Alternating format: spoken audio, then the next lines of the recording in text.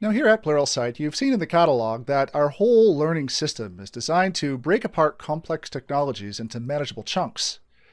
And so as a result, what you see when you look at the course catalog are a long list of courses that you would potentially need to take in order to be good with those technologies. Now this complicates things, however, when you have a long series of content like what we have here for the 70-411. So we've broken apart the entirety of this exam into each individual functional group that Microsoft makes available on its website as part of its preparation guide. We begin with a course, which is essentially this course, the Introduction to the MCSA and the 70-411 exam.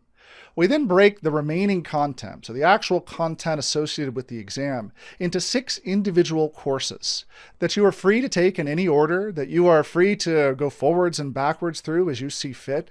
However, I want to provide for you the order of these courses as I've filmed them, as well as how a typical person would probably go through this content as you need to build the prerequisite components for different pieces later on. We begin with the deployment, management, and maintenance of servers. So how actually do you get these servers online, mostly using automated tools here in the 411? With those servers then built and configured, we then move on to remote access. How do you get your clients connecting into these servers, whether they be out on the internet, whether they be on the LAN? How do you route them appropriately? From there, we'll move into the internal resources themselves, like Active Directory. For our Active Directory environment, we've already stood it up and built the domain controllers as part of the 70-410 exam. So here we'll explore the management of Active Directory with that already existing domain and forest in place. From there, we'll move into a course that has a very strange name considering the content on file and print services.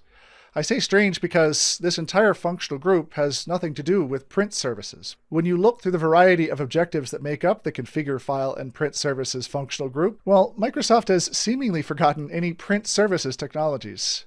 Rather, in that course, we'll talk about replication with DFS. We'll talk about monitoring your file servers with FSRM. We'll talk about file and disk encryption, which is essentially EFS and BitLocker. And we'll also talk about advanced audit policies, how you can audit the use of those files on your file servers. From there, we'll continue our exploration into group policy, which we started back in the 70-410 exam. I told you already that this is a part 2 for the content that we saw back in 410, and more so than in any other location, the necessary knowledge for either exam is almost inseparable, particularly here in this course on group policy. And then we conclude with a look at the network policy server infrastructure, or essentially adding a radius server to our existing remote access server that we built back in that 3rd module up there on configuring network services and access. In that final course, we'll talk about the build of a radius server, we'll talk about the policies that are created, and then we'll conclude with an also very strange look at a technology called NAP, or Network Access Protection, that I call also strange because NAP has been deprecated in Windows Server 2012 R2.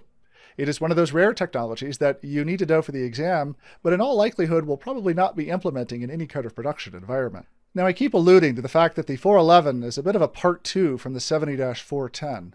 And I say this because I've had an opportunity to kind of really dissect all of these different functional groups and the objectives contained therein for both the 410 now and for the 411. And as you can see here, if you really squint your eyes and look very carefully at those functional groups, the groups that exist in 410 and the groups that exist in 411 are nearly exactly the same. It becomes even more evident as you start drilling down into the individual objectives. And in fact, it was exactly that group policy one down there, number 5, that it became evident. Microsoft just took this entire bit of content, shifted it at 90 degrees, sliced it in half, and made it 2 separate exams.